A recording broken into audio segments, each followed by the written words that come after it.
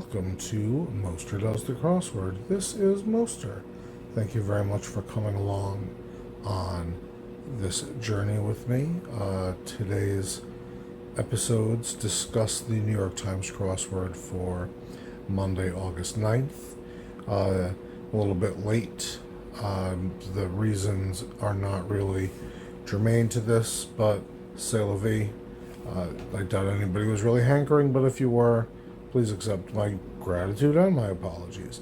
Anyway, this thing basically we got three pieces, which is this bit. Then you can hear me basically talk myself through the whole puzzle. This one, it's a good one to hear me beat myself up at the end, if that's your thing. And then there's a review section where I talk about my thoughts about the puzzle, my performance on the puzzle, and anything that might be of interest to others. That's pretty much it for this piece. Still trying to work out some kinks, but love it if you would, provide feedback or comments or likes or anything like that. Help me keep this going. But without any more of this kind of gibbering anyway, I will let you on to your chosen course and wish you a peaceful journey. Okay, spoiler alert, spoiler alert, spoiler alert. This is the review of the New York Times crossword for Monday, August 9th. I'm a little bit late recording it. I think it'll be okay. I did this one a little bit differently. I pretty much, because I kind of blew through it, even though I got a very bad time, I didn't spend a lot of time focusing on all the clues.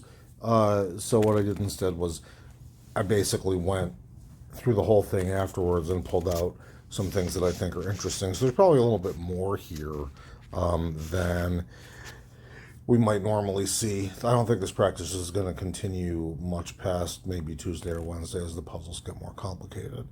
But anyway, I thought this was a good Monday. I struggled with a few things that I'll talk about as we go through the pictures, but it was, not too difficult, just a lot of silliness, and some of that silliness is totally mine.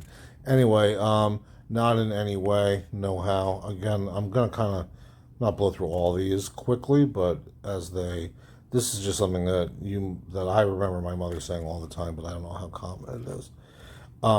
Etude for practice piano piece. This is something that you will see pretty frequently. That is 15 across, by the way, and know-how is 4 across. So yeah, 20 across here, helices, just because, it's an interesting spelling. This is the sort of thing that you'll see come up, DNA, RNA, and they'll screw around with helix and helices and all kinds of things like that. So I wanted to call it out.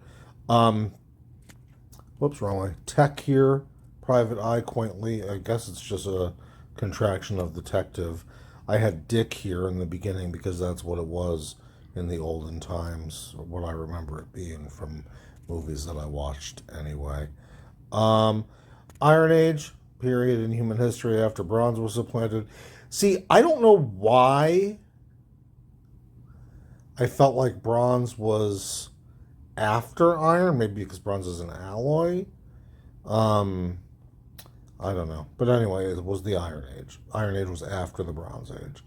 So now for the theme, I'm only kind of, you'll see as I go through, but I liked this theme, the way they did the opposites. So this one is opposite of 35 across, right on, left off is omitted.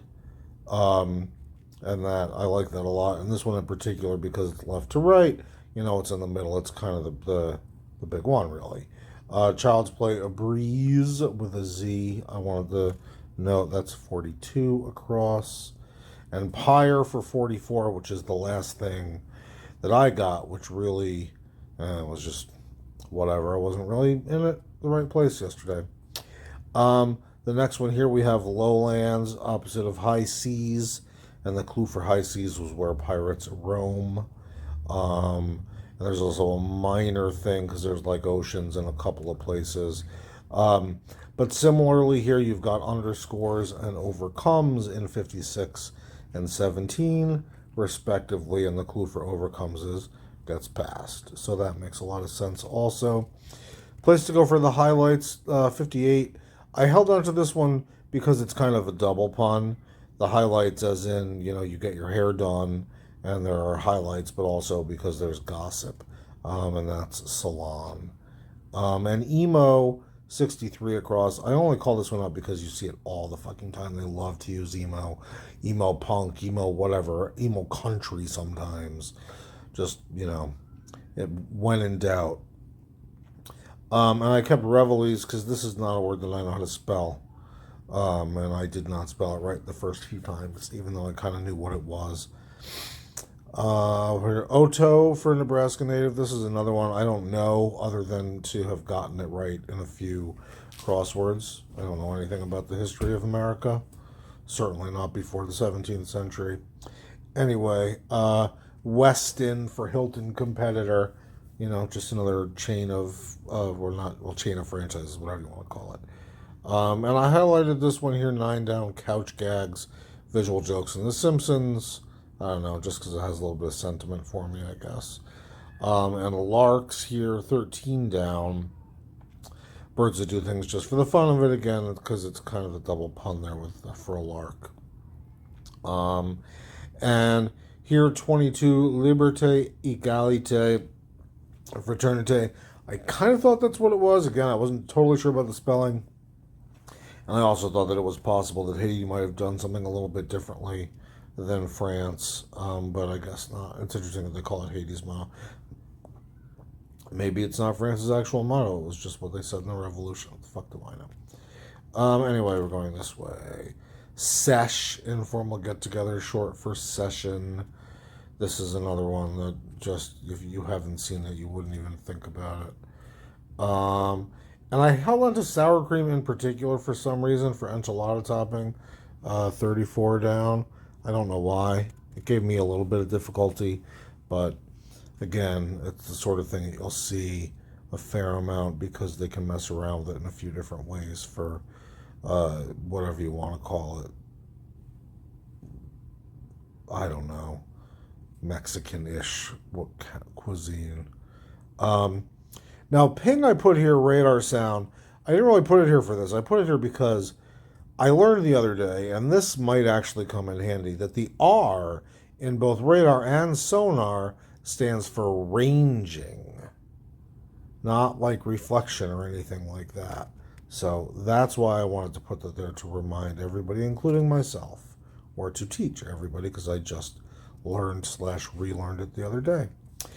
Dogie catcher, this is 45 down. Lasso, this is slang. Dogie is a slang for a cow that you're driving across the range, or that one would drive across the range in the before times.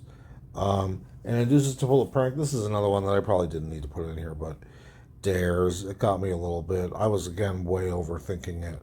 I had like japes in here at some point, but that doesn't even really work in the clue, regardless of the vocab for that word. And that's it. So again, yeah, my performance not where I would like it to be. The puzzle setter's performance I thought was pretty good. Yeah, some good stuff to learn here. This is pretty long for a Monday for a review, I guess, but don't have too much else to say. Again, I think that my time is not representative, or I don't want to think it is. But it was a good one. It was a lot of learning, I think it's a good one for examples of little things that we've just gone through. So I guess I will leave it there, and again, wish you a peaceful journey.